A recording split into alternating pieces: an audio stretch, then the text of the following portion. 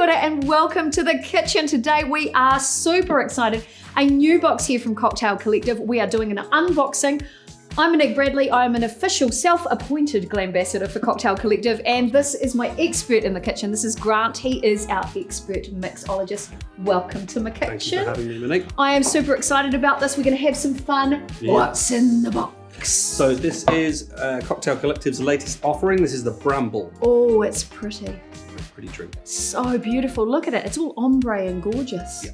How are we going to do this? Two different colours. We'll work through the making of the drink in two pieces, but we'll get to that shortly. Let's have a look, see what we've got. Inside the box, one of my favourites, gin. Yep, nice gin. Lots of botanicals going on in there, bit of juniper and orris root and things like that. So that's going to bring New Zealand nice made gin? New Zealand made gin. Perfect, excellent. And this is a product which, before I knew about Cocktail Collective, I didn't really know what this ingredient was. This is gum. Tell us about that. It's basically a sugar syrup. In most bars, they're going to use a sugar syrup they probably make on site. But when you're wanting to put it in a bottle, we add a little bit of guar gum to it, which helps to preserve it. But and it sounds fancy. Yeah, it's a French technique of preserving sugar syrup. All right, so what is this beauty right here? This is creme de MURE. Now, you may have heard of creme de cassis. Yes, I have. So creme de cassis is black currant. This is blackberry. And I have to turn this around because I want everybody to see that gorgeous colour. It's a lovely natural colour. Oh, it's beautiful. When we crack it open, you'll smell. You can smell the fresh blackberries in there. It's lovely. Lovely. And then of course we've got sweet and we've got some gin and we've got this for our blackberry, and this is a little bit of tart, a little bit like me in a drink. A little bit of sour, yes. So the sour lemon juice, Hawke's Bay lemon juice, bottle for Cocktail Collective. That's going to bring a nice balance to that sweet and sour element of the drink. And then so we better crack on with that. Okay, excellent. Now inside, of course, you've got your measuring cup thimble thingy. measure. Yep. Thimble measure. I always forget the name of that. If you have a quick look on the back of your card there, you'll see the recipe, and the recipe is written in parts. So the large end is 2 parts, the small end is 1 part. Excellent. So if we need an even number of parts, we're going to be using the large end. An odd number, we'll be using combination. You're very clever, I've decided. You're very clever. Oh, thank you very much. I've always just thought it was a good single serve here and a more generous single serve there, but drink responsibly, of course. Then we move this out of the way. So you see we're making this drink in 2 parts.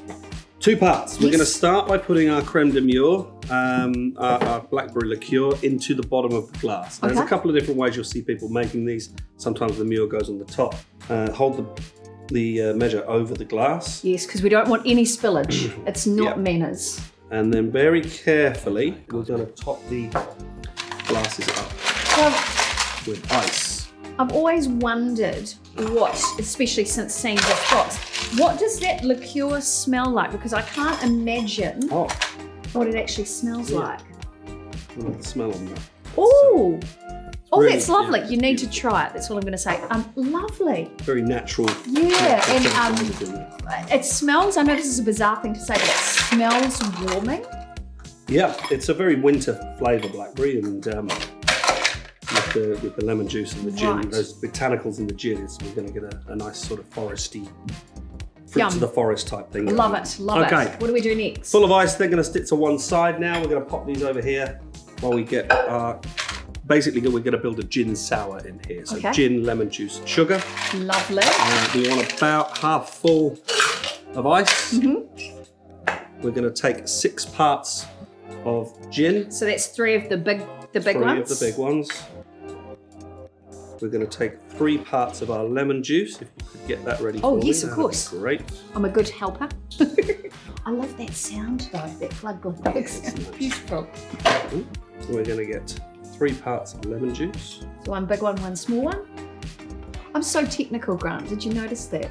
You did, didn't you? 1 big, 1 small. Okay. And then we're going to balance that citrus out with our sweet gum syrup. We'll actually put 2 parts in for this. Now you can use the gum syrup like a sort of volume switch for sweet and sour. If you want to make it more sweet, add more gum. If you prefer it more sour, take it a bit away. That is a very good tweetable moment right there. I like that. That's a good tip to take away. 3-part shaker. This is our can, our strainer, and our cap. The strainer goes on first, then the cap. Don't hit it too hard. I want it to get stuck. And then we're going to hold it as we've done this before. Yeah. You're going to hold it either end nice and high. Make sure you're smiling. Okay. And shake it like you mean it. Okay. It's not awkward, is it? It's not awkward. Is it weird that my hands are getting numb? Not at all.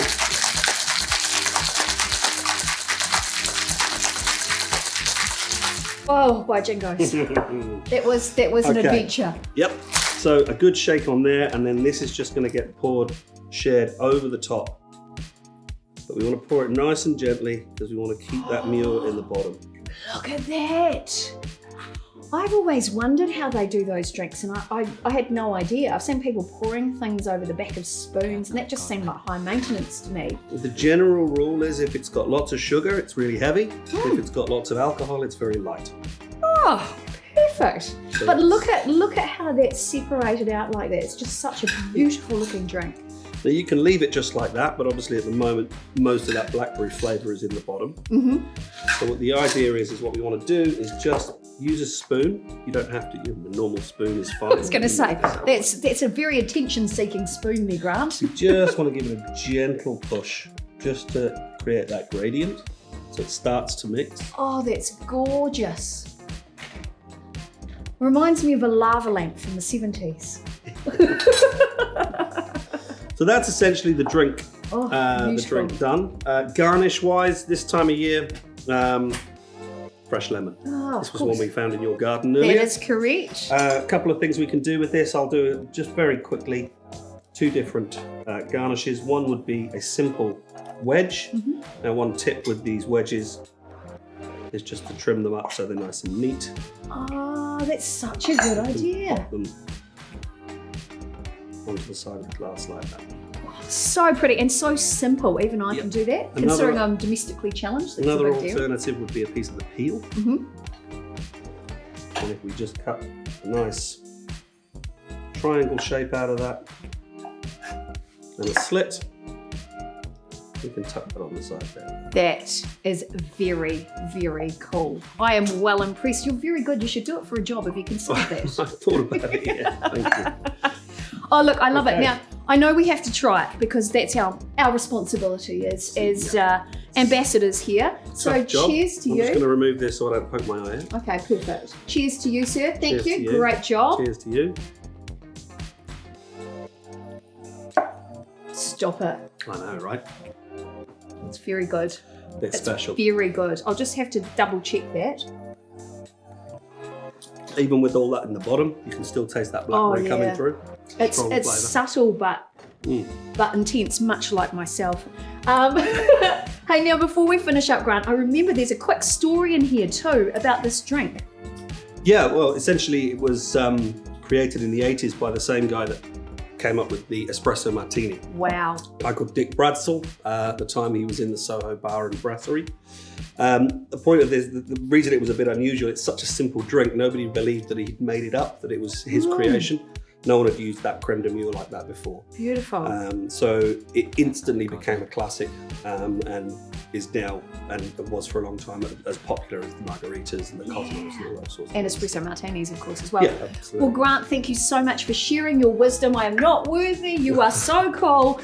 And make sure, thank you for in coming into the kitchen today. And make sure you let us know what you think of this cocktail. It is super sensational.